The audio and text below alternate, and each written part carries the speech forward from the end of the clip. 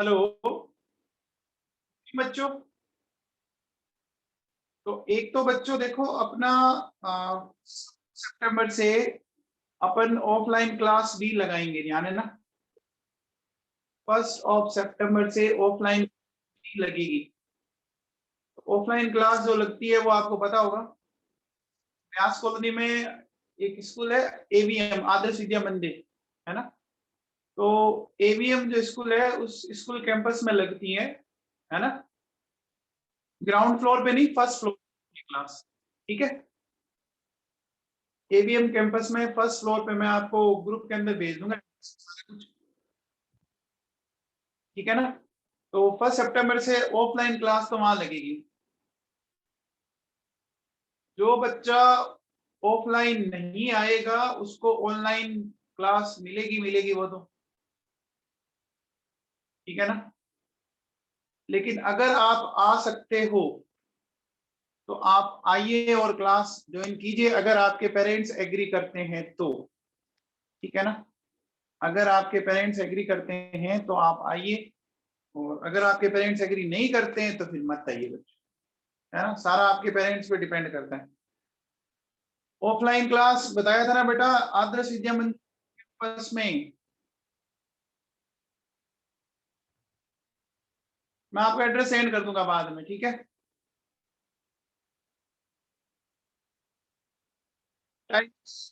Timing आपका जैसे जिसकी क्लास आपकी, चलो मैं अभी आपको कुछ नहीं बता रहा, आपको जो भी ऑफलाइन क्लास का जो वेन्यू है, ठीक है ना, वो मैं आप लोगों को भेज दूंगा, ठीक है।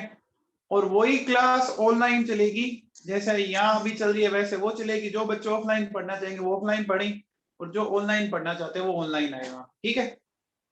चलो, तो बच्चों हम लोगों ने कल, मैंने बोला था कि मैं क्या डिस्कशन करूंगा आप लोगों से, मैंने आपको शायद बताई थे।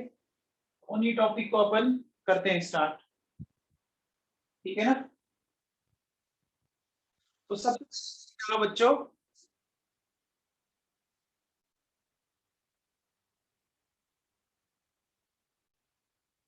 ड्रेगोज रूल, हेडिंग डालो ड्रेगोज रूल, ठीक है। ये ड्रेगोज रूल क्या होता है इसको समझाता हूं पहले बच्चों, समझना ढंग से। सबसे पहले एक सिंपल सा क्वेश्चन बताओ, देखो ये मेरे पास वाटर का मॉलिक्यूल है, ठीक है। अगर मैं बोलूं कि if there is no hybridization in H2O, then bond angle will be, बताओ बच्चों। अगर आपका वाटर के मॉलिक्यूल में, वाटर के मॉलिक्यूल में मान लीजिए, क्या बोला मैंने कि हाइब्रिडाइजेशन नहीं हो, तो बॉन्ड एंगल क्या आएगा बच्चों बताओ। वेरी गुड, स्लो आहूजा, गुड बेटा, very good Archi, very good. तो चलो बच्चों देखो कैसे कैसे समझते हैं इसको, समझाता हूं मैं, वेरी गुड।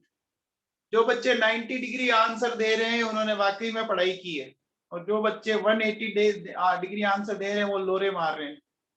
देखो बेटा सुनो, ये ऑक्सीजन है हमारे पास, इनका कॉन्फ़िगरेशन ये होता है 2s2 2p4,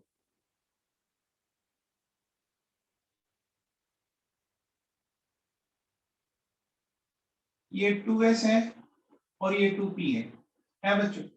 अब मान लो जैसे ये pz है, ये py है, ये px है। ध्यान दीजिए बच्चों, ये दोनों तो इसमें तो लोन पेयर, ये तो नहीं बनेगा, बॉन्ड तो यहीं से बनेंगे ना। बॉन्ड तो अनपेयर्ड इलेक्ट्रॉन रखने वाले ऑर्बिटल बनाएंगे ना, बॉन्ड तो अनपेयर्ड इलेक्ट्रॉन रखने वाले ऑर्बिटल बनाएंगे ना, py एंड px। इनमें तो 2 इलेक्ट्रॉन ये तो बनाएंगे नहीं। अब मुझे बताओ बच्चों, py एंड px ऑर्बिटल एक दूसरे के साथ कौन से एंगल पर रहते हैं बच्चों बताओ। ये x है और ये y है, 90 पे रहते हैं ना। रहता है 90 में। तो बोलो बच्चों एंगल भी फिर क्या आएगा, बॉन्ड एंगल 90 आएगा कि नहीं आएगा। अरे ऐसा है ना, देखो ये जैसे आपका पी एक्स ऑर्बिटल है सपोज, और ये आपका कौन सा ऑर्बिटल है, पी वाई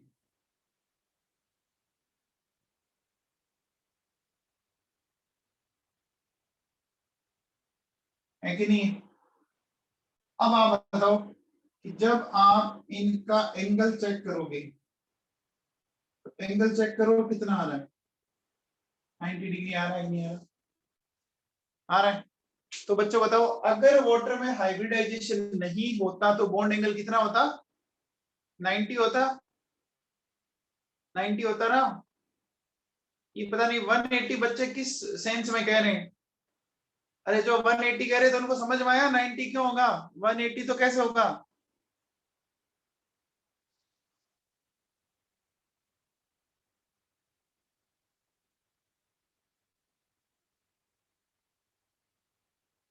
बच्चों समझ में आ गया, 90 क्यों हुआ, समझ में आ गया।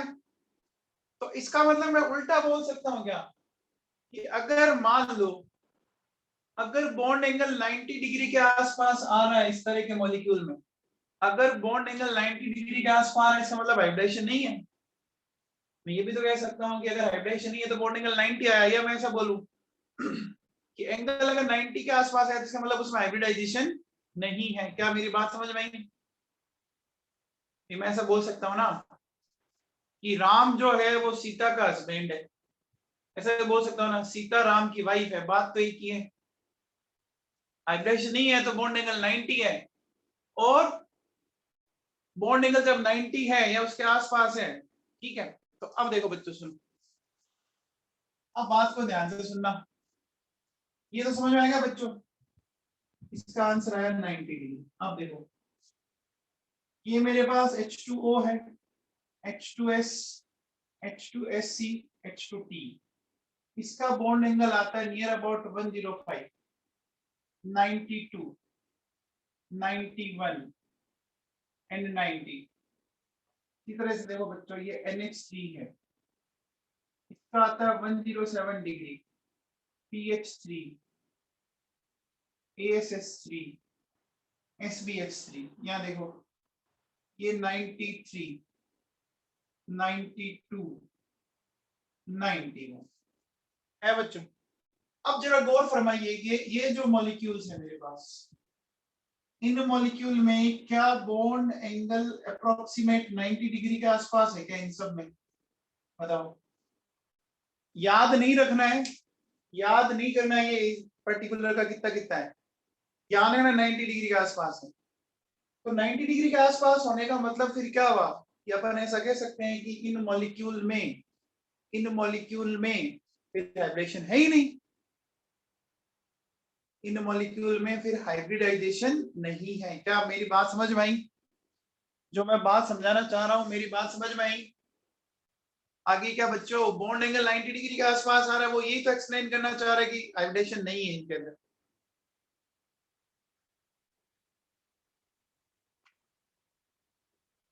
ठीक है, ठीक है बच्चों। तो अपन क्या बोलेंगे, according to Drago,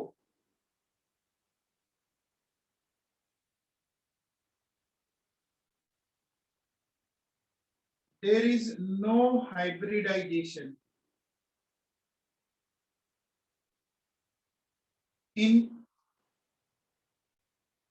these molecules। ठीक है बच्चों, समझ में आ गया, समझ में आ गया। चलो बच्चों, तो अब लिखो बच्चों, अब इसका स्टेटमेंट लिखो, लिखो लिखो when central atom belongs to third period,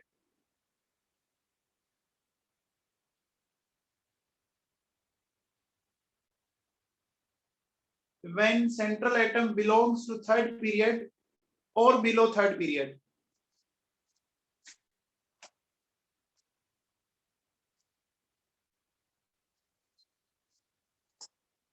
when central atom belongs to third period or below third period, then atomic mean. And side atom is hydrogen,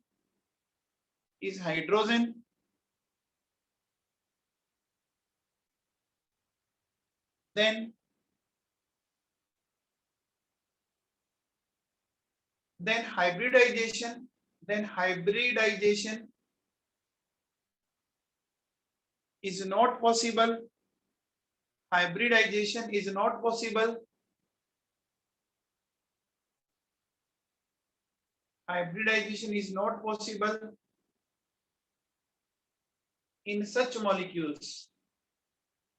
In such molecules. In such molecules. आगे लिखो. आगे लिखो. For such molecules, central atom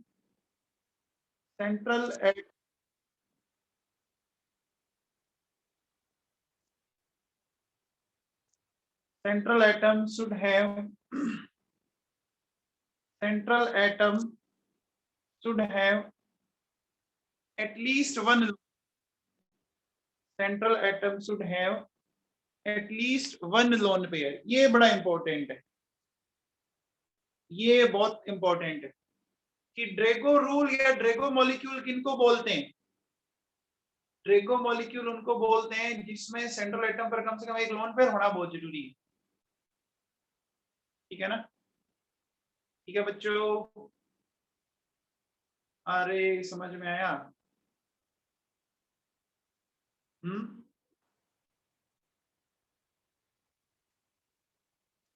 बेटा hydrogen के अलावा दूसरे less electronegative atom कौन से जो कोवलेंट बॉन्ड बनाएंगे बताओ? हाइड्रोजन के अलावा और कौन से आप ले सकते हो? हाइड्रोजन या उनके जैसे जिसकी भी ईएन 2.5 से कम है ना, उनको ले सकते हो आप. ठीक है ना? ठीक है, उलझ जाएंगे कई बच्चे भी. चलिए अब एक छोटा सा क्वेश्चन लिखो. आप एक छोटा सा क्वेश्चन लिखो.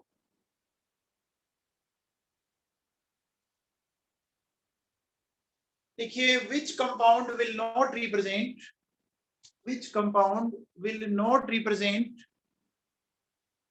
hybridization? Which compound will not represent hybridization according to Drago's rule? According to Drago's rule.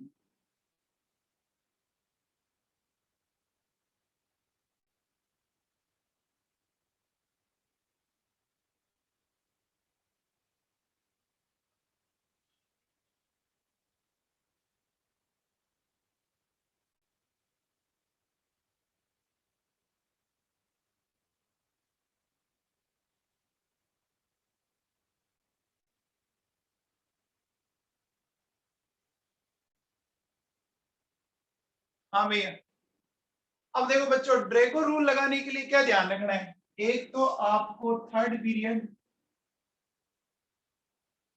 और बिलो थर्ड पीरियड, ये ध्यान रखना है. ठीक है ना?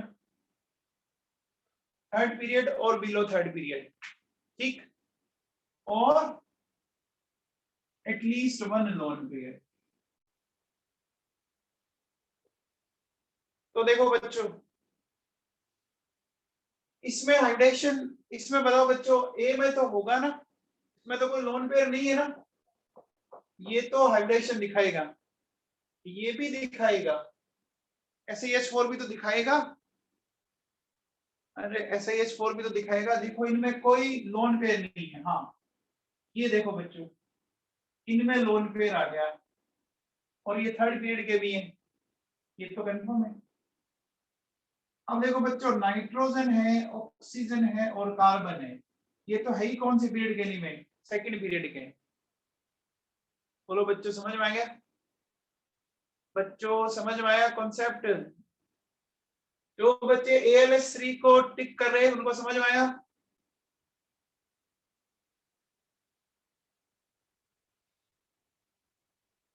बच्चों समझ में आया? जो बच्चे A को टिक कर रहे थे समझ में आ गया क्या?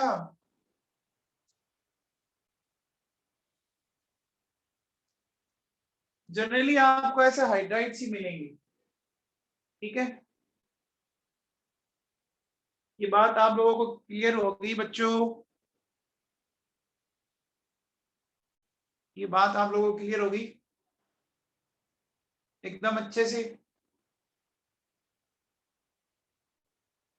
रोनित पॉपल, इस क्वेश्चन में पूछा क्या था? क्वेश्चन लिखा नहीं आपने? क्वेश्चन में क्या लिखा था कि किन कंपाउंड्स में हाइब्रिडेशन नहीं है ड्रेगो रूल के अकॉर्डिंग? यही तो लिखाया था मैंने।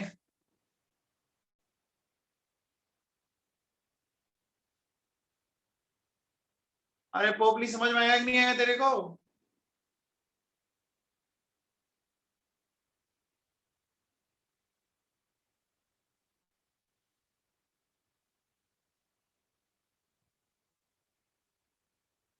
ठीक है, चलिए।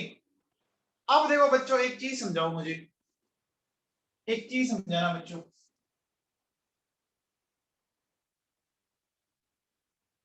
NH3 एंड PH3, इनकी बेसिक स्ट्रेंथ का,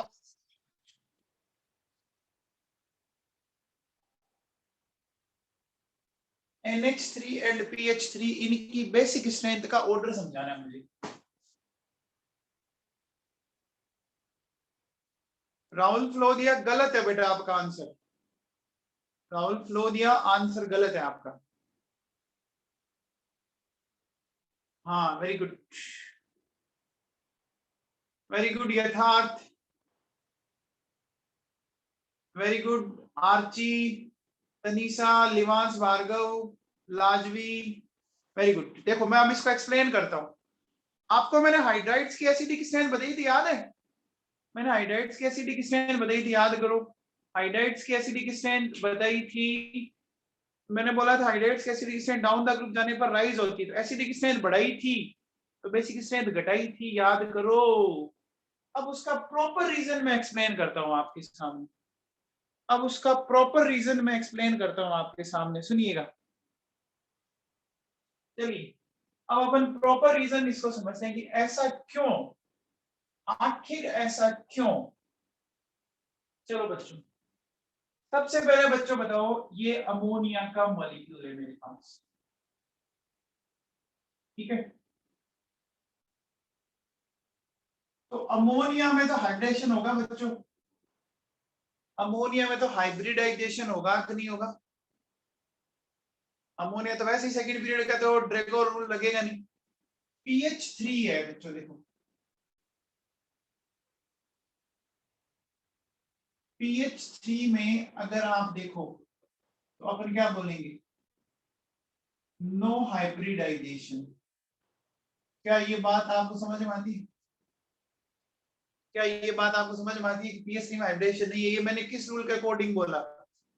ये मैंने किस रूल के अकॉर्डिंग बोला, बोलो बच्चों? अभी आपको रूल पढ़ाया ना, ड्रेगो रूल। ये जो दो पॉइंट लिखे हैं sp3 एंड, ये समझ में आया? ये जो मैंने लिखा है इसका sp3, इसका नो हाइब्रिडेशन, ये समझ में आया हुआ है? ओके, अब बताओ।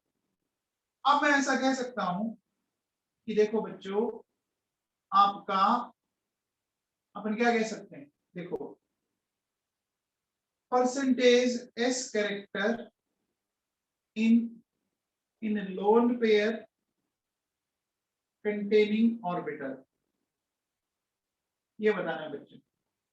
Percentage s character in lone pair, इस ऑर्बिटल में हमने को निकालना है।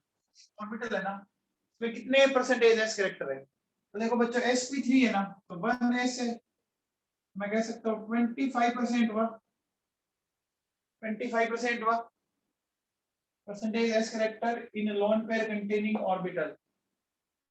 यहां देखो बच्चों, मैं क्या बोलूंगा,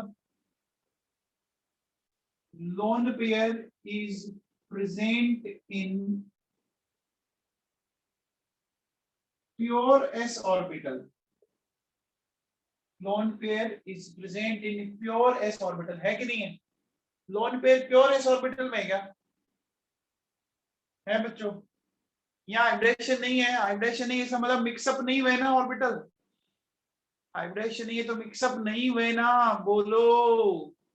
तो यहाँ देखो बच्चों, सुनो क्या मैं बोल सकता हूँ कि जो आपके परसेंटेज एस कैरेक्टर हैं वो कितने हैं, ऑलमोस्ट ऑलमोस्ट 100%। पहले ये बात समझ में आई, 25% एंड 100%, ये बात आप लोगों को समझ में आई क्या?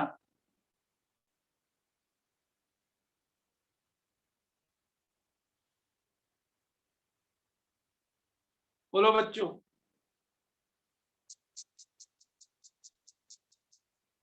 अरे बच्चों समझ में आया क्या नवाबों?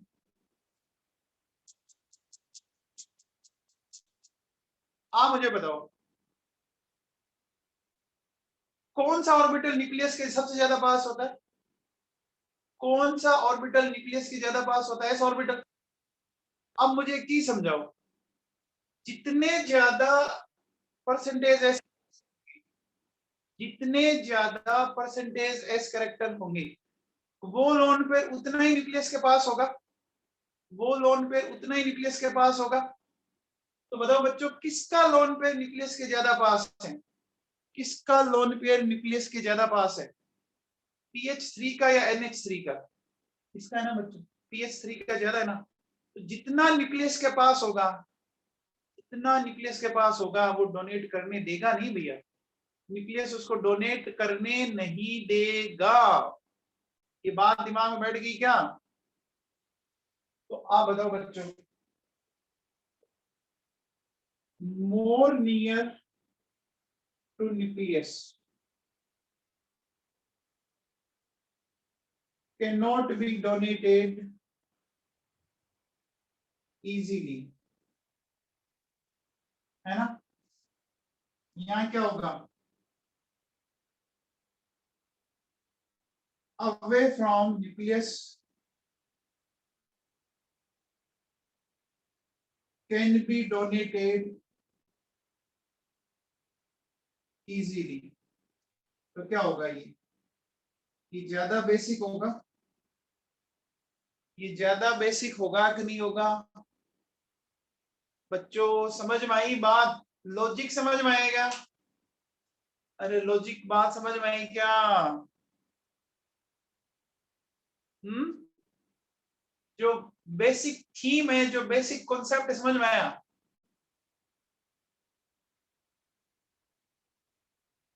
Chitra Modi nitrogen third period का है चित्रा मोदी?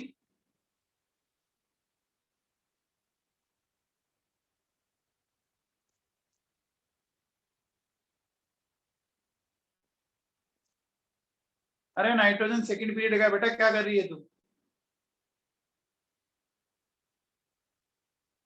हो गया भाई?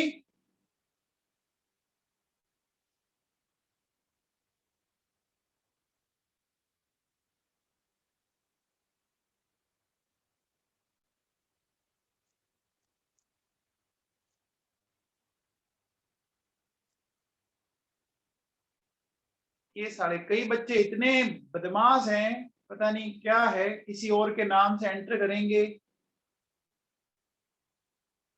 हाँ भैया। तो समझ में आ गया बच्चों?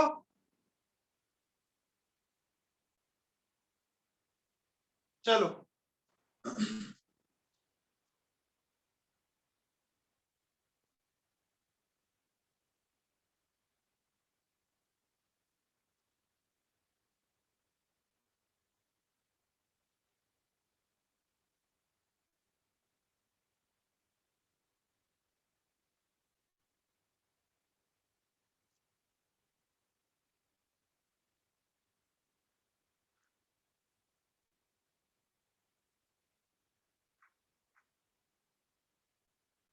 हाँ भैया। तो अब देखो बच्चों सुनो, अगर मैं बेसिक स्ट्रेंथ की बात करूं, अगर मैं बेसिक स्ट्रेंथ की बात करूं,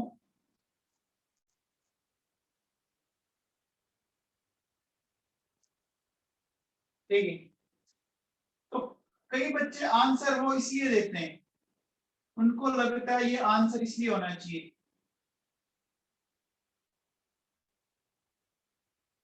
वो इसको देते हैं अकॉर्डिंग टू इलेक्ट्रॉन नेगेटिविटी, है ना। जिन बच्चों ने आंसर पहले दिया था वो शायद उन्होंने ईएन के बेसिस पे से आंसर दिया था, दिया था क्या, दिया था क्या, बोलो बच्चों, दिया था क्या। लेकिन देखो बच्चों, एग्जैक्ट जो ऑर्डर है वो ये नहीं होता, वो ये होता है,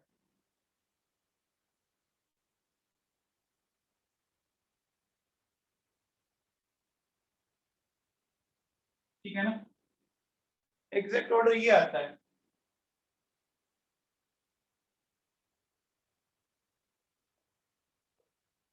ठीक है, एग्जैक्ट ऑर्डर ये आता है बच्चों।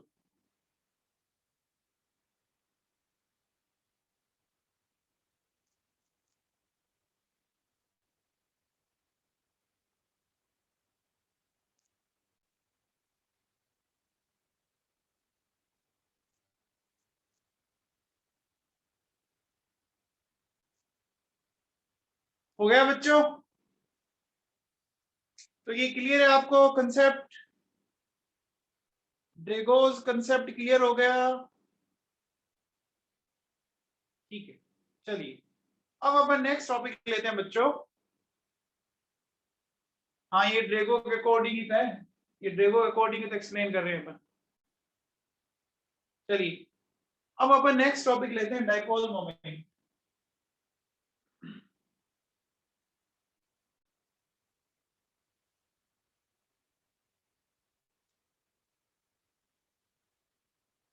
हेडिंग डालो बच्चों,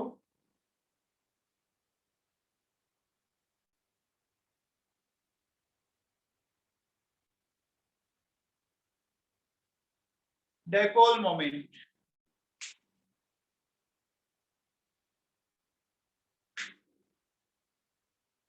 है ना। ये डाइपोल मोमेंट क्या है इसको अपन समझते हैं बच्चों, काफी इंपॉर्टेंट है और इससे क्वेश्चन एग्जाम में आते हैं बच्चों, ध्यान रखना।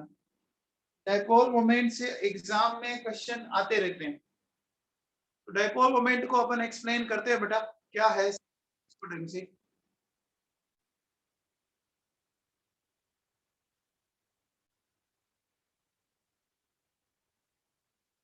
सबसे पहले एक बात बताओ बच्चों, ये जो डाइपोल मोमेंट है ना, तो चेक करते हैं अपन।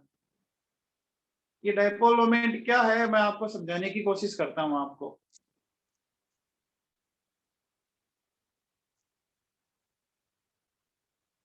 ठीक है ना,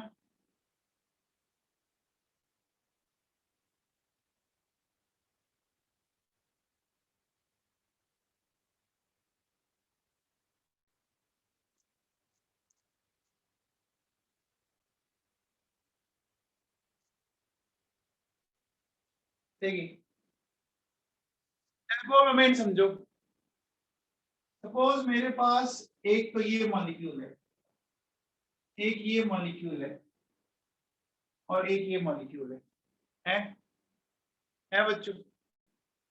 अब आप एक बात बताओ बच्चों, देखो ये दोनों एटम एक ही जैसे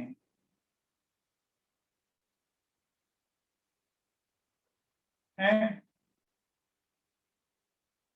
दोनों एटम जब एक ही जैसे हैं तो इलेक्ट्रॉन एकदम बीच में रहेंगे, यहाँ पर भी बीच में रहेंगे, रहेंगे बच्चों, रहेंगे ना।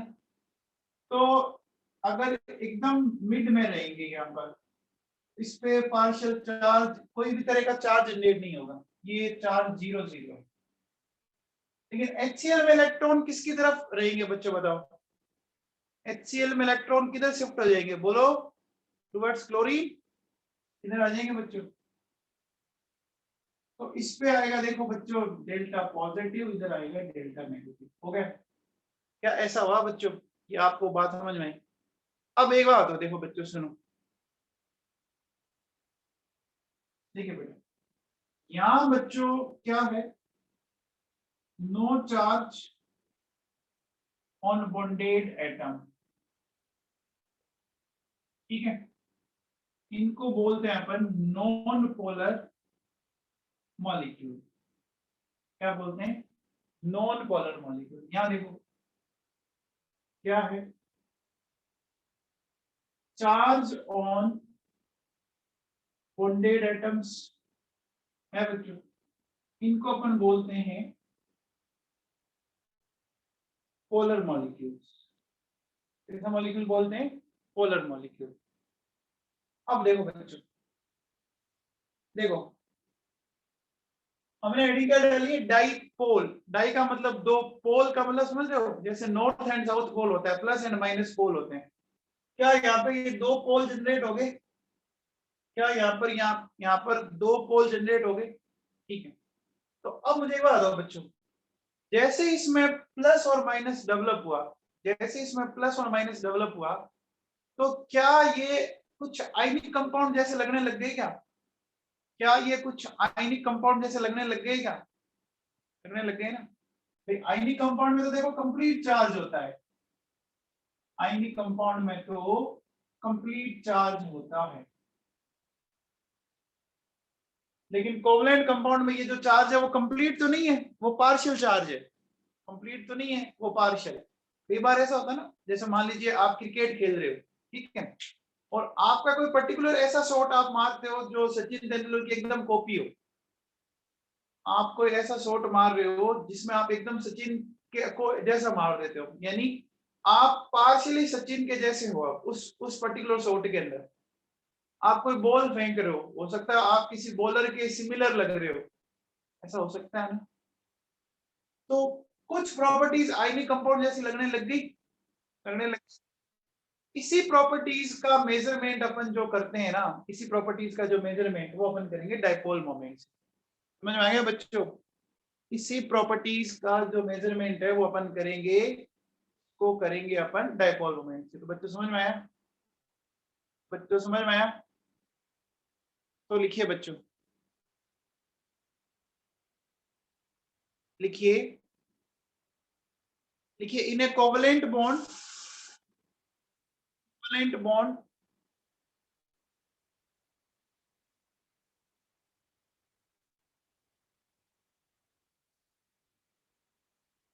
if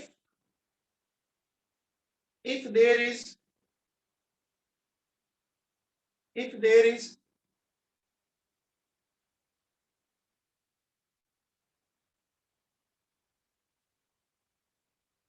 if there is difference in electron negativity, if there is difference in electron negativity of a bonded atom,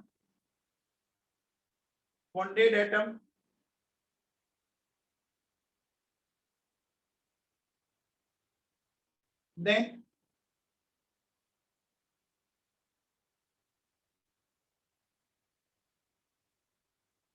partial charge is produced, then partial charge is produced then partial charge is produced on bonded atom, partial charge is produced on bonded atom,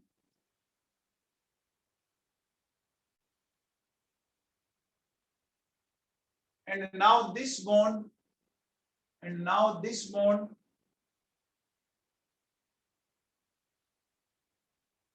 and now this bond is considered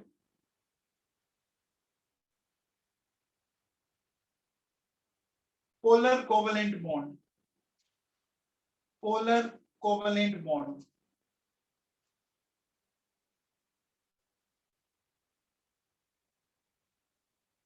polar covalent bond.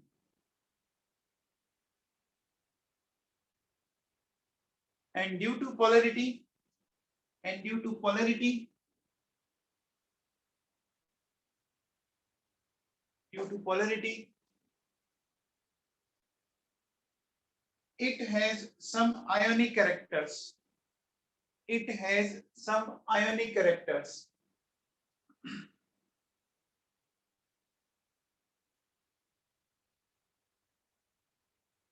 Which can be measured by dipole moment, which can be measured by dipole moment. तो पहले बच्चों ये समझ में आया कि dipole moment का use क्या है, बेसिक है क्या, ये चीज क्या है, समझ में आया क्या डाइपोल मोमेंट? अरे बेसिक चीज समझ में आई? बोलो बच्चों, समझ में आया? हमने क्या बोला कि जो अपन ने बॉन्ड में जो पोलरिटी डेवलप हुई है ना, उस पोलरिटी के कारण उसमें क्या आया बच्चों को, आपके आयनिक कैरेक्टर आ गए, and these ionic characters are measured by dipole moment. ठीक है, if there is difference in electronegativity of bonded atom, then partial charge is produced on bonded atom, resulting in the polarity, and polarity will cause ionic characters, and these ionic characters है ना are measured by dipole moment। अब देखो बच्चों सुनो, मान लो मेरे पास कोई एक ऐसा मॉलिक्यूल है सपोज, ठीक है, इस तरह से ऐसे कुछ है उसमें प्लस और माइनस। क्या ये आपको दो पोल दिख रहे हैं बच्चों? दो पोल दिख रहे हैं आप लोगों को? इनके बीच की डिस्टेंस मैंने मान ली डी है सपोज, ठीक है। तो देखो बच्चों, डाइपोल मोमेंट क्या होता है? डाइपोल मोमेंट क्या होता है, ध्यान दीजिए। डाइपोल मोमेंट होता है बच्चों, देखो क्या, जो आपका चार्ज जनरेट हुआ पार्शियल चार्ज, ठीक है, इनटू तो आप किससे मल्टीप्लाई कर दोगे? बॉन्ड लेंथ से मल्टीप्लाई कर दोगे, बॉन्ड लेंथ से इसको मल्टीप्लाई कर दोगे। बॉन्ड लेंथ समझते हो, दोनों के बीच की डिस्टेंस बिटवीन, ये जो बॉन्ड लेंथ है बच्चों, ठीक है क्या? तो देखो म्यू को आप क्या लिख सकते हो, Q इंटू डी। म्यू को क्या लिख सकते हो, Q इंटू डी। ठीक है बच्चों, ठीक है। अब देखिए बच्चों, इसकी जो यूनिट होती है बच्चों, यूनिट ऑफ म्यू, ये होती है बच्चों डिबाई। क्या होती है? इसको बोलते हैं डेबाई, तो बोलते हैं डेबाई, DEBYE, डेबाई। अब ये डेबाई क्या है? देखो बच्चों, डेबाई की वैल्यू आपको याद करनी पड़ेगी, 10 की power -18 electrostatic unit into centimetre. 1 डेबाई में ये वैल्यू आती है बच्चों, 1 डेबाई में यह वैल्यू आती है, ठीक है ना। अब आपको पता है बच्चों ESU क्या है? ये है इलेक्ट्रोस्टैटिक यूनिट, इलेक्ट्रोस्टैटिक यूनिट। तो ये सीजीएस सिस्टम होता है, आप फिजिक्स में पढ़ते हो ना बच्चों, MKS सीजीएस। सीजीएस सिस्टम में इलेक्ट्रॉन का चार्ज होता है। अच्छा, अगर आप MKS में चलते हो तो इसकी वैल्यू ये आएगी बच्चों, कूलम्ब इनटू मीटर। आपको ये वाली याद करनी चाहिए, ये जरूरत नहीं है, ये वाली याद करनी चाहिए, ये जरूरत नहीं है, ठीक है ना। अब देखो बच्चों सुनो, आप एक बार बताओ बच्चों, आपको पता है क्या बच्चों चार्ज ऑफ इलेक्ट्रॉन पता है?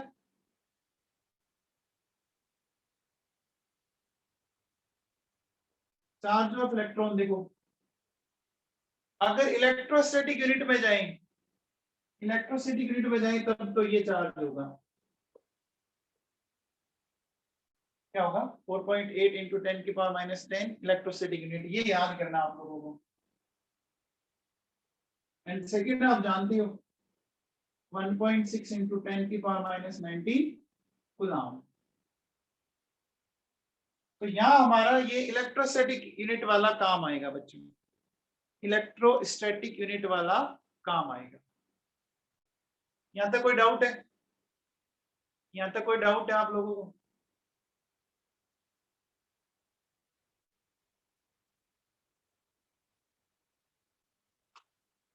ठीक है,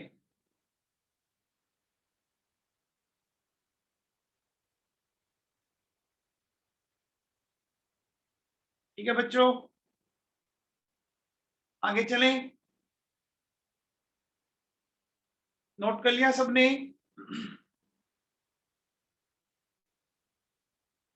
अब देखो बच्चों सुनो, अब मेरी बात को समझने की कोशिश कीजिएगा, मेरी बात को समझना। देखो, एक मेरे पास है NaCl और एक मेरे पास है HCl। इन दोनों में क्या डिफरेंस है बच्चों, बता सकते हो आप? NaCl एंड HCl में देखो बच्चों, NaCl पे तो कंप्लीट चार्ज है और यहाँ आपको ऐसा दिखाना पड़ेगा, यहाँ तो बच्चों आपको बोलना पड़ेगा कि कंप्लीट चार्ज है। क्या बोलना पड़ेगा? Partial charge. ठीक, कंप्लीट है या पार्शियल है? कंप्लीट चार्ज का मतलब समझ रहे हो? एक कंप्लीट चार्ज मतलब पूरा चार्ज है, यानी 100% चार्ज है। 100% चार्ज है तो मैं ऐसा कह सकता हूँ कि कंप्लीट चार्ज का मतलब चार्ज ऑफ इलेक्ट्रॉन, यानी अपन ऐसा कह सकते हैं कि 100% आयनिक कैरेक्टर है इनके अंदर। चार्ज के बेसिस पर अगर अपन बात करें तो कह सकते हैं क्या?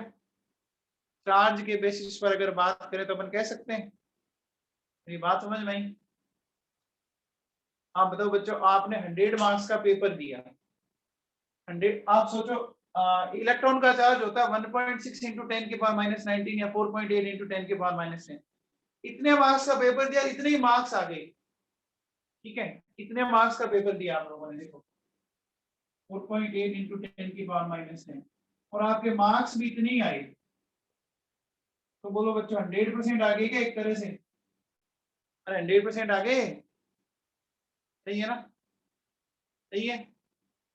तो अब एक छोटा सा क्वेश्चन लिखते हैं अपन, एक छोटा सा क्वेश्चन, इसको समझने की कोशिश करते हैं कि ये क्या कहना है, क्या चाह रहे हैं। देखो,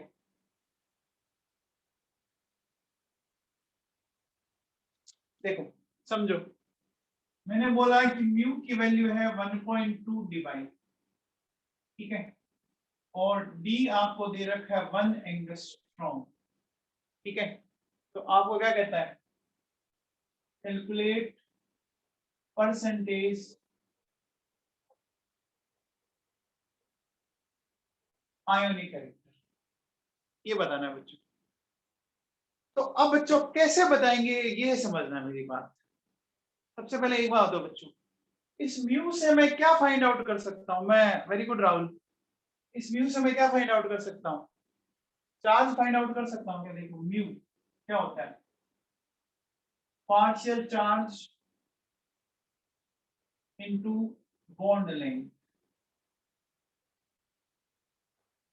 देखिए म्यू है 1.2 डिवाई, डिवाई को मैं लिख सकता हूं बच्चों 10 की पावर -18 TSU इंटू सेंटीमीटर। ये समझ में आ रहा है? मैंने डिवाई की जगह लिखा है, डिवाई की वैल्यू लिखी है मैंने।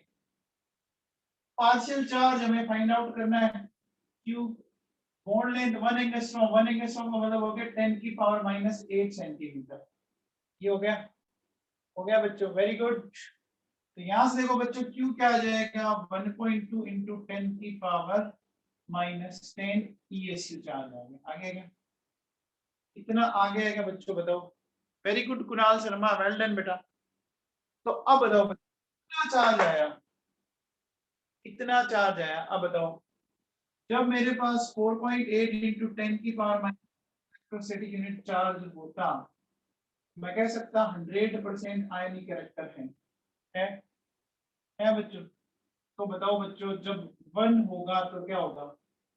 100 अपॉन 4.8 इंटू 10 की पावर -10, 1.2 इंटू 10 की पावर -10 है, 100 अपॉन 4.8 इंटू 10 की पावर -10 मल्टीप्लाई कर दीजिए 100 से, सॉरी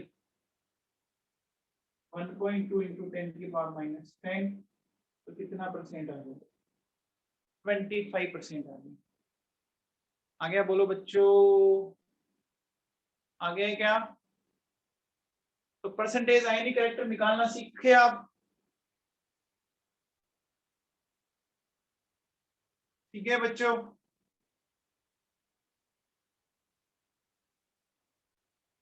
तो आप बताओ इसमें आयनिक कैरेक्टर अगर 25% है तो कोवेलेंट कितने हो गए?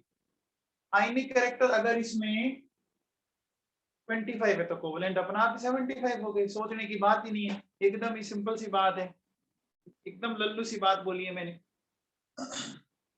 अच्छा एक बात बताओ बच्चों, एक बात बताओ, आप कोई पेपर देने जाते हो तो आपके दिमाग में क्या होता है? पेपर जब देने जाते हो तो आप ये सोच के जाते हो कि मेरे 5 नंबर आएंगे, मेरे 10 नंबर आएंगे, आप यही सोच के जाते हो ना कि पूरे में से पूरे नंबर आएंगे भैया अपने तो 100 आउट ऑफ 100, यही तो सोच के जाते हैं अपन। वो बात अलग है कि वो आते हैं या नहीं आते, वो बात अलग है। सोच के तो हम यही जाते हैं ना कि भैया 100 आउट ऑफ 100 आएंगे, यानी थ्योरेटिकली हम कितना सोच के जा रहे हैं? थ्योरेटिकली हम सोच के जा रहे हैं कि जितने का पेपर है उतने मार्क्स आएंगे, ठीक है ना? तो अब देखो बच्चों सुनो, नोट कर लिया ये सबने?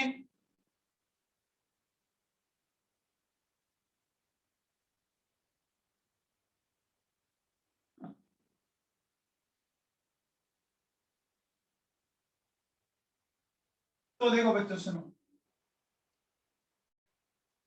देखो एक फॉर्मूला है, वो फॉर्मूला कैसा आया हुआ है मैं समझा देता हूँ, बाकी बकवास है, लेकिन एनसीईआरटी में दिया हुआ है तो मैं आपको एक्सप्लेन कर देता हूँ फॉर्मूला आया कैसे। देखो सुनो, अपन कहेंगे परसेंटेज आयनिक कैरेक्टर, देखिए बच्चों,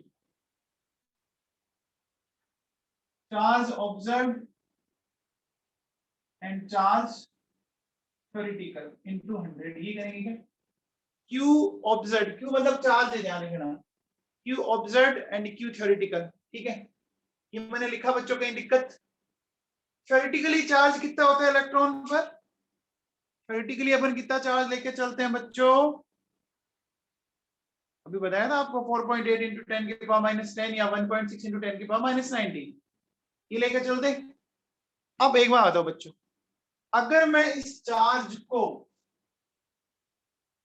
अगर मैं इस चार्ज को धीरे से ऊपर और नीचे d से मल्टीप्लाई कर दूं, मैंने इस चार्ज को धीरे से ऊपर और नीचे d से मल्टीप्लाई कर दिया, तो क्या ये म्यू बन गया? q इंटू टू म्यू बन गया क्या? बन गया ना बच्चों? अरे बन गया है क्या? बन गया, बन गया, बन गया, बन गया। तो ये देखो बन गया बच्चों, mu observed divided by mu theoretical into 100, ठीक है? तो ये एक फॉर्मूला है बच्चों सीडीएल सा, ये फॉर्मूला मैंने आप लोगों को बता दिया, ये मैंने आपको फॉर्मूला बता दिया, आ गया समझ में? फॉर्मूला कैसा है समझ में आ गया क्या? आ गया होगा यार, इतनी आसान सी बात है, खतरनाक खतरनाक फॉर्मूला पढ़ते हो फिजिक्स और मैथ्स में का, है ना? चलो बच्चों,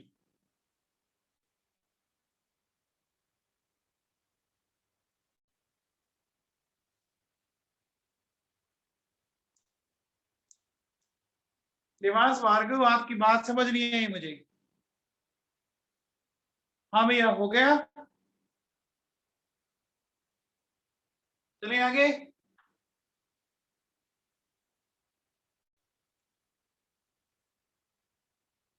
चलो अब देखो बच्चों सुनो, अब अपन बात करेंगे नेक्स्ट,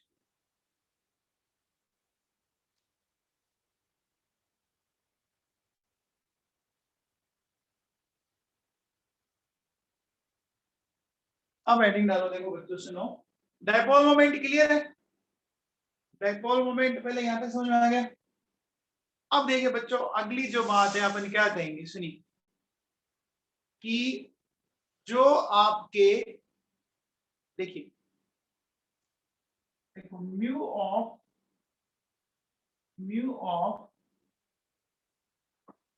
डाइएटॉमिक मॉलिक्यूल्स, ठीक है ना, म्यू ऑफ डाइएटॉमिक मॉलिक्यूल्स वो डायरेक्टली प्रोपोर्शनल होता है बच्चों डेल्टा ईएन। जितना ज्यादा डेल्टा ईएन, और ईएन जानते हो क्या? ईएन जानते हो बच्चों, difference in electron negativity. Delta मतलब डिफरेंस, ईएन मतलब इलेक्ट्रोनेगेटिविटी में डिफरेंस, ठीक है। जितना ज्यादा डेल्टा ईएन होगा उसमें, वैसे आपको ये भी पता होगा कि परसेंटेज आयनिक कैरेक्टर की ज्यादा होगी। अरे बच्चों ये लाइन समझ में आ गई? जिसका म्यू ज्यादा है उसमें आयनिक कैरेक्टर भी तो ज्यादा है ना। अपन म्यू का यूज कर क्या रहे हैं? म्यू का यूज कर किस में रहे हैं?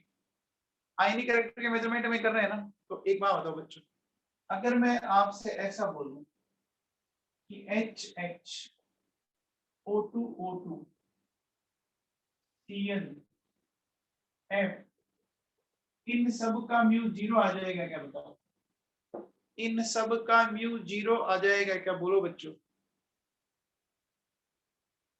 सब में दो दो एटम है, चेक करो, सब में दो दो एटम है, डेल्टा एन जीरो आएगा, ठीक है। अब आओ बच्चों, HF HCl HBr HI, अब बताओ बच्चों कहां पर डेल्टा एन मैक्सिमम है? बताओ। फ्लोरीन, क्लोरीन, ब्रोमीन, आयोडीन, आपको पता है फ्लोरीन की एन मैक्सिमम डिक्रीजिंग ऑर्डर होगा ना, तो ऐसा आ जाएगा बच्चों, ऐसा आ जाएगा क्या? ठीक है, आ जाएगा बच्चों।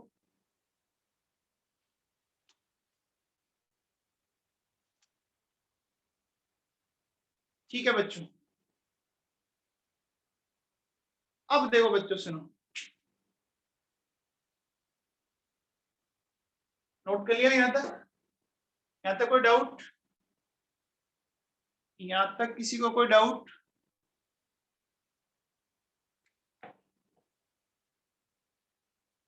ठीक है, आगे चले बच्चों। अब देखो बेटा सुनो,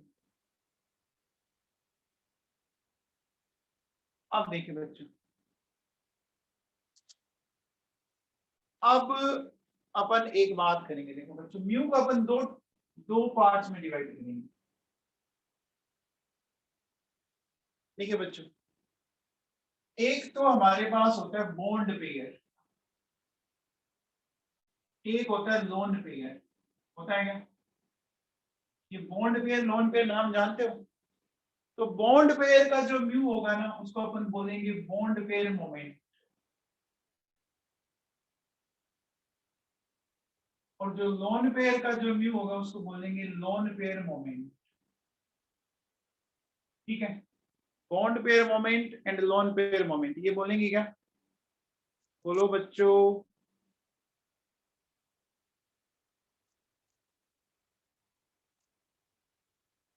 bond pair moment, lone pair moment, ये बोलेंगे क्या?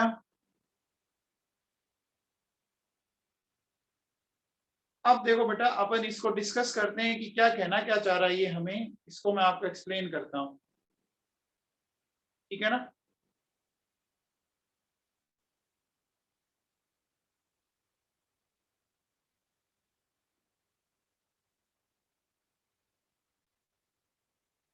तो अब आप एक बात लिखो बच्चों,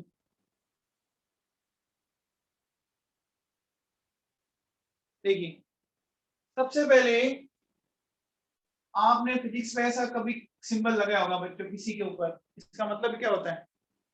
इसका मतलब होता है वेक्टर, है बच्चों। तो जो म्यू है ना वो एक वेक्टर क्वांटिटी है, लिखो बच्चों।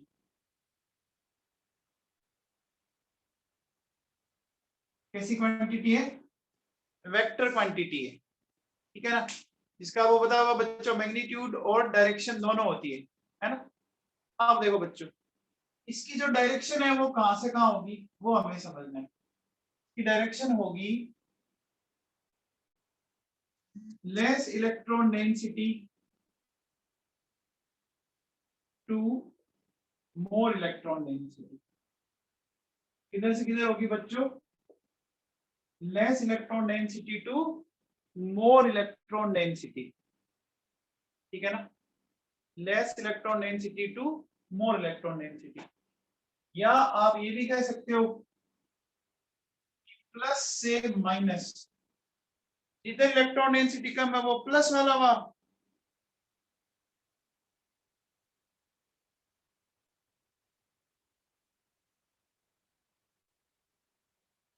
और जिधर इलेक्ट्रॉन डेंसिटी ज्यादा वो माइनस वाला हुआ।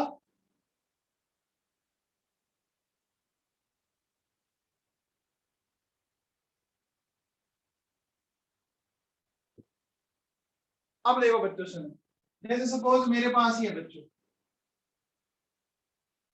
ये प्लस और ये माइनस होता है, इसकी एन 2.1, इसकी 3। अच्छा बताओ कहां से कहां डायरेक्शन होगी?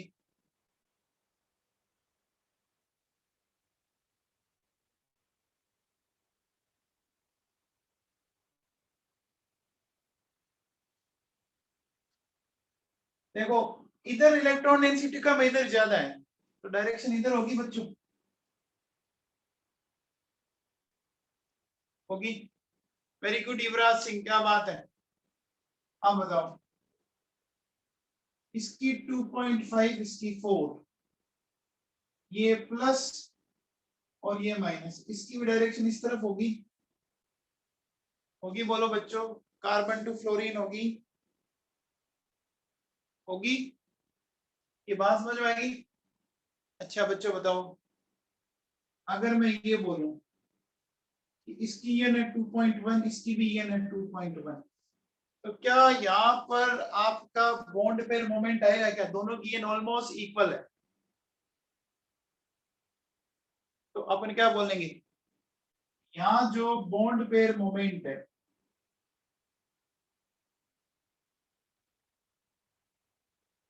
वो ऑलमोस्ट ऑलमोस्ट जीरो है। बोलो बच्चों समझ में आ गया? ये बात आप लोगों को समझ में आ गई क्या? ये बात आपके दिमाग में बैठ गई क्या? तो क्या मैं ऐसा कह सकता हूं, क्या मैं ऐसा ये भी कह सकता हूं कि जो डाइपोल मोमेंट की डायरेक्शन है ना, वो less EN to more EN, less EN to more EN, ऐसा कह सकते हैं? डाइपोल मोमेंट की जो डायरेक्शन होती है वो less EN to more EN, ऐसा बोल सकता हूं? तो लिख लीजिए बच्चों, अपन क्या बोलेंगे, बॉन्ड पेयर मोमेंट जो है ना, की जो डायरेक्शन है बच्चों, वो less electronegative to more electronegative atom. क्या ये बात आपके दिमाग में उतरी?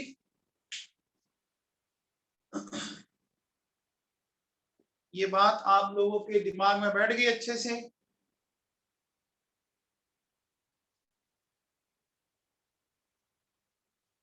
ठीक है भैया, तो ये बात अपन ने कर ली बच्चों बॉन्ड पेयर मोमेंट की। बॉन्ड पेयर जो होगा वो कैसे होगा, वो अपन ने बात की।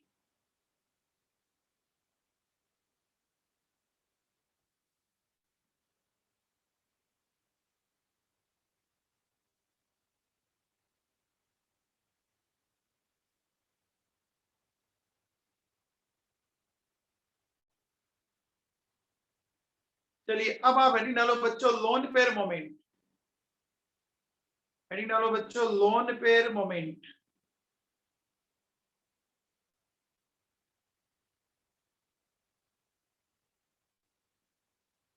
लोन पेयर मोमेंट हेडिंग डालो बच्चों।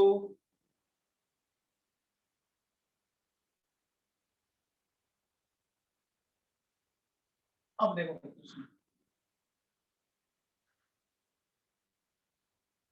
लोन पेयर मोमेंट को कैसे डिस्कस करेंगे, हेडिंग डाली बच्चों लोन पेयर मोमेंट।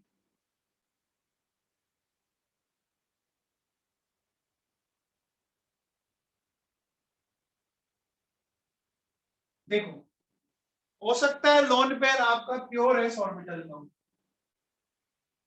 ठीक है, ये प्योर एस ऑर्बिटल है। हो सकता है लोन पेयर आपका प्योर पी ऑर्बिटल में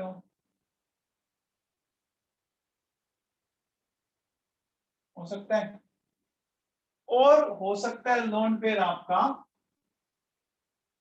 हाइब्रिडाइज्ड ऑर्बिटल में हो।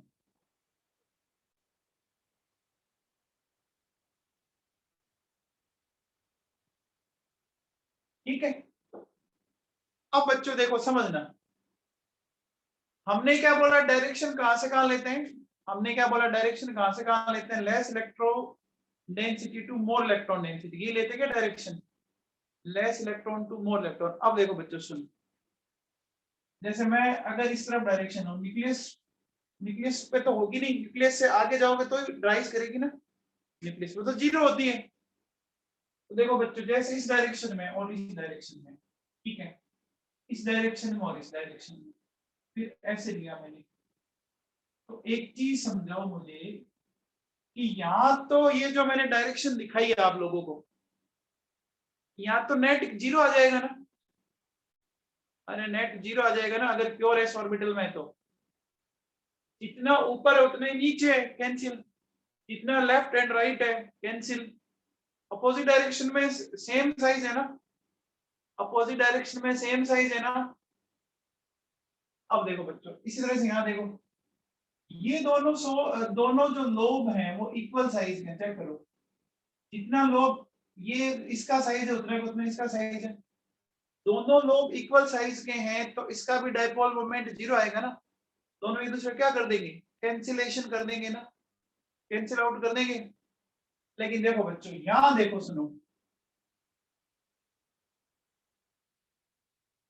एक लोब बड़ा है एक लोब छोटा है, एक लोब बड़ा है एक लोब छोटा है, तो क्या एक दूसरे को कैंसिल कर पाएंगे ये, क्या ये एक दूसरे को कैंसिल कर पाएंगे, नहीं कर पाएंगे। तो ओवरऑल डायरेक्शन कहाँ होगी बताओ, ऊपर होगी या नीचे होगी, टुवर्ड्स लार्ज लोब होगी या स्मॉल लोब होगी, अपवर्ड होगी, टुवर्ड्स लार्ज लोब होगी। बच्चों समझ में आया क्या,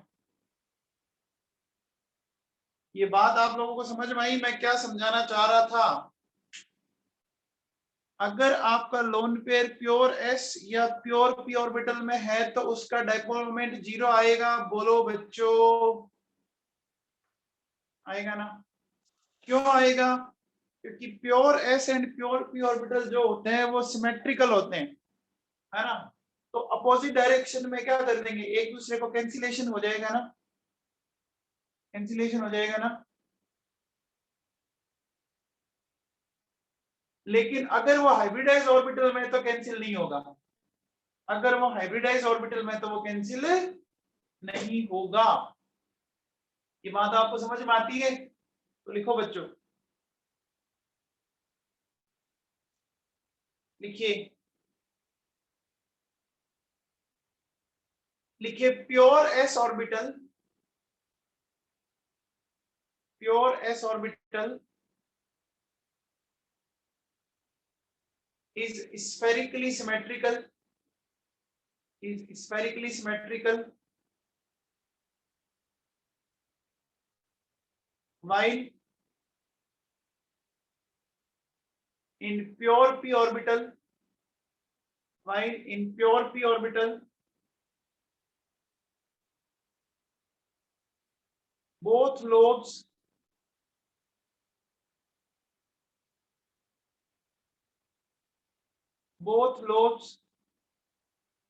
have equal size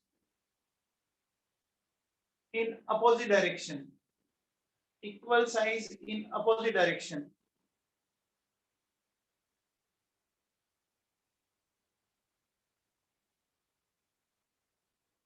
and that's why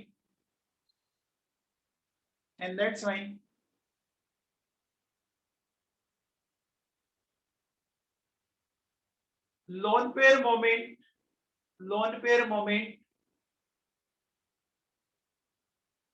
will be zero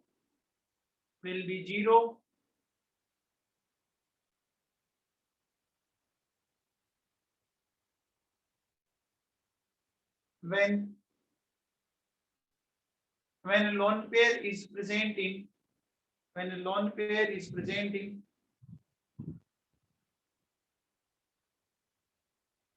when lone pair is present in pure s orbital, pure s and p orbital, pure s and p orbital.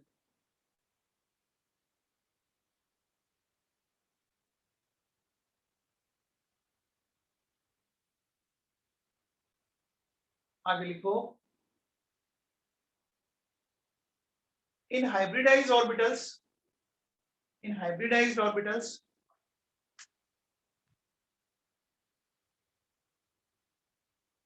both lobes are of unequal size, both lobes are of unequal size, so dipole moment,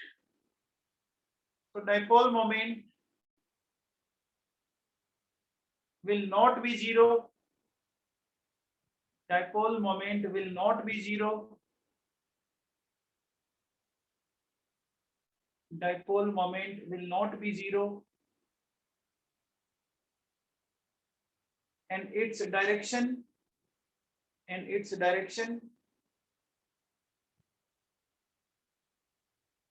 from small lobe to large lobe, from small lobe to large lobe। तो बच्चों ये difference समझ में आ गया है क्या कि इसमें लोन पेयर, इसमें लोन पेयर, इसमें लोन पेयर?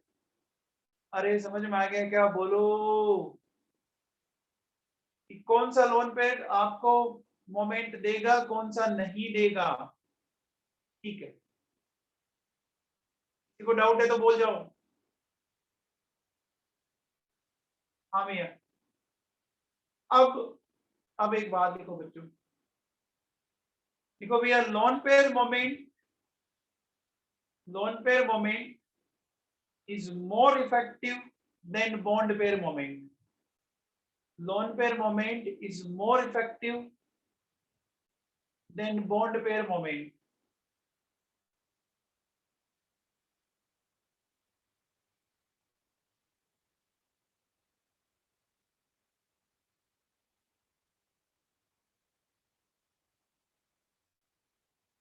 ध्यान है ना बच्चों, ये बहुत इंपॉर्टेंट बात लिखाई है मैंने, ये बात मैंने बहुत इंपॉर्टेंट लिखाई है।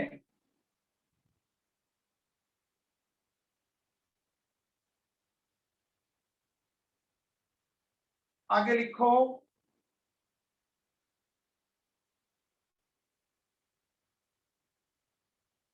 आगे लिखो, lone pair moment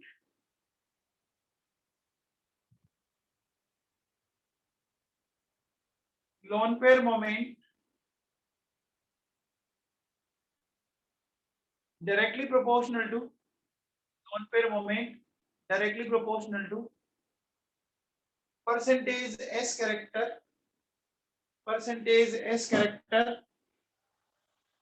of hybridized orbital, percentage s character of hybridized orbital। ये बड़ा इंपॉर्टेंट है बच्चों।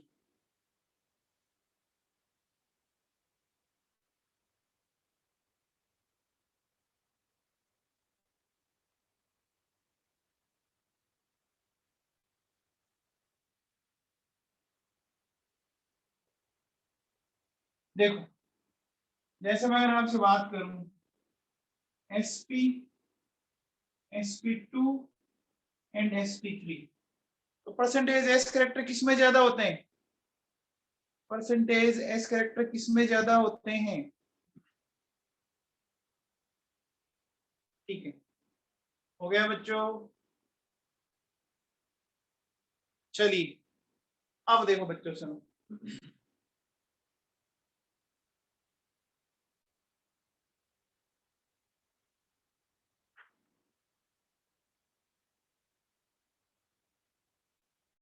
देखिए बच्चों, मैं आपसे एक सिंपल सा क्वेश्चन पूछूं कि मेरे पास अमोनिया और SO2 है, तो अमोनिया और SO2 के म्यू का ऑर्डर क्या होगा? बताओ बच्चों, म्यू का ऑर्डर क्या होगा अमोनिया एंड SO2 का? इसका ज्यादा होगा, इसका ज्यादा होगा। Very good. SO2 का ज्यादा क्यों होगा बच्चों, बताओ? SO2 का ज्यादा क्यों होगा? हाँ, very good, because in SO2 lone pair is present in sp2 hybridized orbital। देखो बच्चों,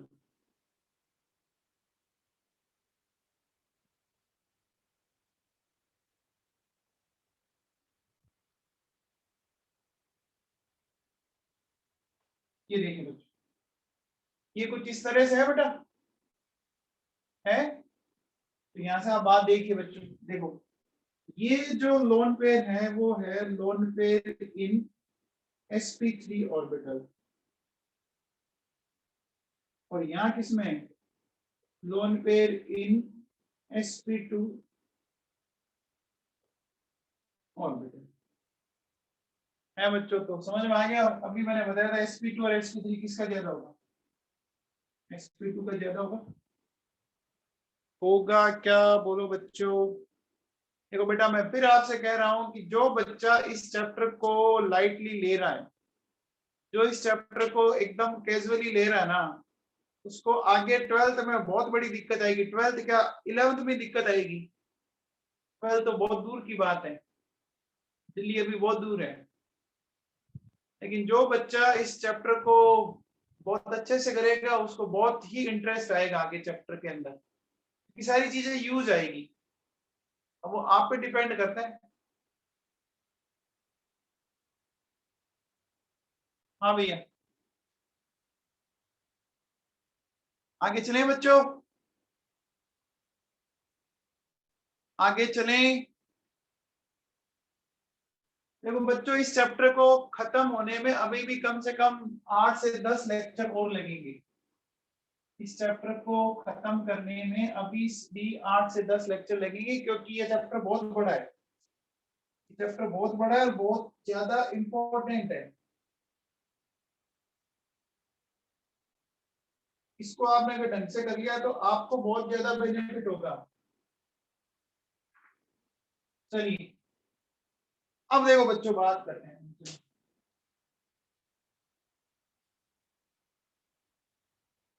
अगर मैं बात करूं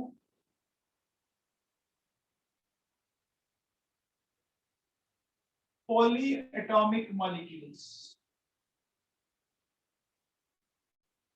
कि पॉली एटॉमिक मॉलिक्यूल्स में कैसे करेंगे ये अपन समझते हैं।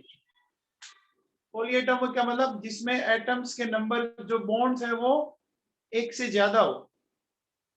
देखो बच्चों सुनो, वो जैसे मान लीजिए मेरे पास ये दो बॉन्ड है, मॉलिक्यूल के कोई दो बॉन्ड होंगे, 1 एंड 1, 2 बॉन्ड है। इसके बीच का एंगल मान लो ये थीटा है, ठीक है बच्चों। इसका डायपोल मोमेंट मैंने मान लिया μ1 है, इसका डायपोल मोमेंट मैंने मान लिया μ2 है। अब बताओ बच्चों, अगर मुझे इन दो वेक्टर का रिजल्टेंट निकालना है, जो दोनों वेक्टर अगर थीटा एंगल पर है, तो आप लोगों ने फिजिक्स में ऐसा पढ़ा होगा ना, इसका जो रिजल्टेंट आएगा, म्यू रिजल्टेंट, बोलो बच्चों क्या वो ऐसा कुछ आता है क्या? μ1 स्क्वायर μ2 स्क्वायर 2 μ1 μ2 कोस थीटा, ऐसा पढ़ा आप लोगों ने? फिजिक्स में पढ़ते हो बच्चों, पढ़ते हो ना? फिजिक्स में शायद आपको लिखा जाता R to P square plus Q square plus 2pq cos theta, ऐसा लिखा था ना फिजिक्स में, लिखा था बच्चों। अब देखो, अगर मैं ऐसा बोलूं कि इफ μ1 इक्वल्स टू μ2, μ1 और μ2 इक्वल हो जाए बच्चों, अगर μ1 और μ2 इक्वल हो जाए, तो जब आप इसको रख के सोल्व करोगे ना, तो ये वैल्यू आएगी बच्चों। इसको रख के आप सोल्व कर लेना, बहुत इंपॉर्टेंट है ये वाला, ये वैल्यू आएगी बच्चों, ठीक है ना? ये वैल्यू आएगी। μ1 और μ2 फिजिक्स में भी किया होगा आप लोगों ने कि जब दोनों वेक्टर इक्वल हो तो आप ये निकाल सकते हो, शायद फोर्स में निकालना होगा आपने, या जब भी किया होगा। अब देखो बच्चों सुनो, अब देखिए बेटा सुनिए, अगर मैं आपसे बात करूं, देखो म्यू जो मॉलिक्यूल है ना, वो किन किन का है? मॉलिक्यूल का म्यू क्या क्या होगा देखो, एक तो होगा बच्चों vector sum of all bond, जितने भी बॉन्ड है ना उनका सबका म्यू लेना है ना, वेक्टर ऑल बॉन्ड। फिर आपको किसका लेना है? म्यू ऑफ लोन पेयर, ठीक है ना। मॉलिक्यूल का म्यू कैसे निकालोगे? जो बॉन्ड है उनका म्यू और जो लोन पेयर उनका म्यू, उनका सम कर देंगे। बच्चे समझ में आ रहा है क्या? अरे बॉन्ड का निकाल के लोन पेयर का निकाल के ऐसा कर लेंगे। अब देखो बच्चों सुनो, अगर मैं आपसे ये बोलूं कि mu of molecule, mu of molecule अगर मान लो 0 है तो इसको बोलते हैं बच्चों नॉन पोलर। क्या बोलते हैं? तो क्या बोलते हैं? Non polar molecule. और अगर मान लो ये नॉट 0 है, इसको बोलते हैं पोलर मॉलिक्यूल, ठीक है ना। ठीक है, ये बात समझ में आ गई।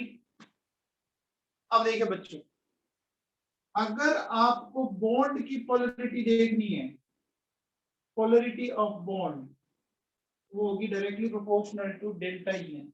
सिर्फ बॉन्ड की पोलरिटी देखनी है, सिर्फ बॉन्ड की पोलरिटी देखनी है तो, और पोलरिटी ऑफ मॉलिक्यूल देखनी है, पोलरिटी ऑफ मॉलिक्यूल देखनी है तो वो किस पे डिपेंड करेगी? Bond pair plus mu of lone pair. देखो खाली एक बॉन्ड की पोलरिटी देखना चाहोगे, खाली एक बॉन्ड की पोलरिटी देखना चाहोगे तब तो क्या होगा, समझ में आ गया? तब तो सिर्फ आप डेल्टा एन से चेक कर लो। और ओवरऑल मॉलिक्यूल की देखना चाहोगे तो बच्चों क्या होगा? ये बात आपको समझ में आ गई? ये बात आप लोगों को समझ में आ गई क्या? चलिए अब देखिए बच्चों,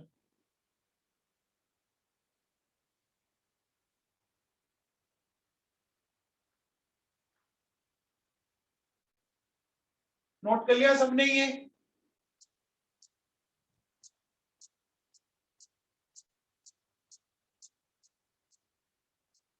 अब आप हेडिंग डालो बच्चों, examples of dipole moment, examples of dipole moment.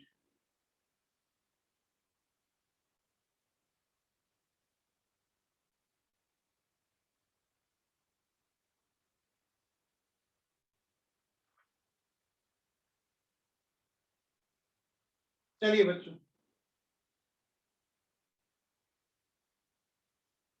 देखो बच्चों एक बात लिखो, लिखिए, if A molecule has regular geometry, if a molecule has regular geometry, ये रेगुलर इरेगुलर ज्योमेट्री में आपको पढ़ा चुका हूँ क्या? बताओ, रेगुलर ज्योमेट्री कब होती है? All side atoms are similar, no lone pair, तभी होती है ना। if a molecule has regular geometry, bracket में लिखो, ब्रैकेट में लिखो बच्चों, no lone pair, no lone pair and similar side atoms, and similar side atoms,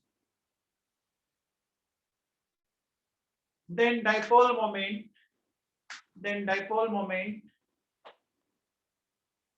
of such molecule, dipole moment of such molecule will always zero, will always zero,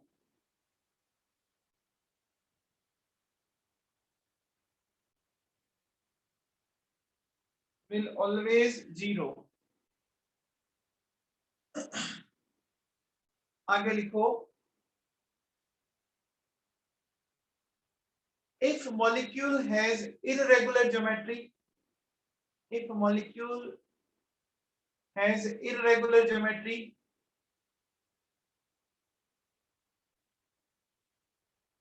आगे लिखो cricket के अंदर presence of lone pair, presence of lone pair,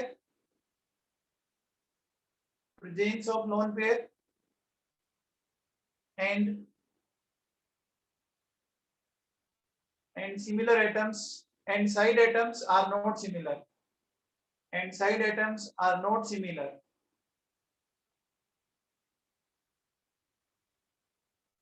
Then dipole moment,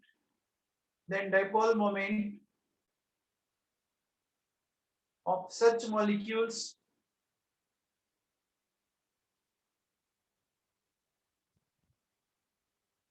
may not be zero, may not be zero, may not be zero. Last point लिखो आज का last and final point लिखो,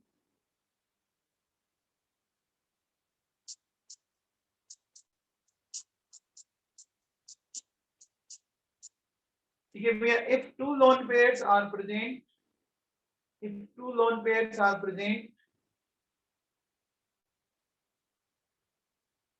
at an angle of 180 degree,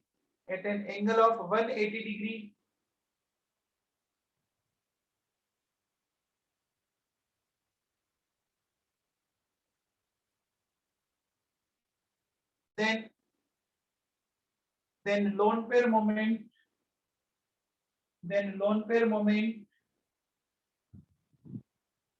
will be zero। तो समझ आई ये बात, अगर दो लोन पेयर एक दूसरे से 180 के एंगल पर है तो एक दूसरे को क्या कर देंगे, कैंसिलेशन कर देंगे ना। 180 का मतलब एक दूसरे को कैंसिल कर देंगे बच्चों। अब देखो बेटा एक बात सुन लीजिए मेरी बात, आप लोग कल क्या करेंगे, रेगुलर इरेगुलर ज्योमेट्री जो मैंने पढ़ाई थी वो आप पढ़ के आओगे, रेगुलर इरेगुलर ज्योमेट्री आप कल पढ़ के आओगे ढंग से, ठीक है। और किसमें लोन पेयर है किसमें नहीं है, तो कल का लेक्चर आपको सारा कुछ डिपेंड करेगा, आपने जो पीछे क्या पढ़ा हाइब्रिडाइजेशन में उसी पे डिपेंड करेगा सारा। अच्छा, जो बच्चे एलन का शायद आपको पता होगा, शायद इस संडे एलन का पेपर है शायद आपके ना, एलन का पेपर है ना इस संडे, तो आपका जो पेपर होगा बच्चों फिर इस संडे आपका इवनिंग टाइम में होगा। इस संडे जो आपका पेपर होगा वो इवनिंग, मॉर्निंग टाइम में तो शायद आप एलन का पेपर देते हो, तो इवनिंग टाइम में पेपर लेंगे। और जिन बच्चों को अगर जिसकी भी क्लास है वो मैं बता दूंगा आपको। हाँ भैया अब सुनो, अगर किसी बच्चे को जैसे स्टेट ऑफ मैटर लगता है कि मुझे पहले ही करना है, तो जिस बच्चे को लगता है कि मुझे स्टेट ऑफ मैटर पहले करना है तो आप मुझे बता दीजिएगा, ठीक है ना। अरे बेटा समरवीर सिंह राज भाई फिजिक्स इवनिंग में होता है, कोई दिक्कत नहीं, अपन टाइम दूसरा रख लेंगे। हाँ भैया सुनो, जिस बच्चे को स्टेट ऑफ मैटर करना है और अगर वो चाहता है कि मैं पहले करना चाह रहा हूँ तो आप बता देना, जिस बच्चे को मैं उसको की प्लेलिस्ट बना रखी है मैंने पूरी, वो मैं उसको शेयर कर दूंगा अगर वो पहले करना चाहता है तो, ठीक है।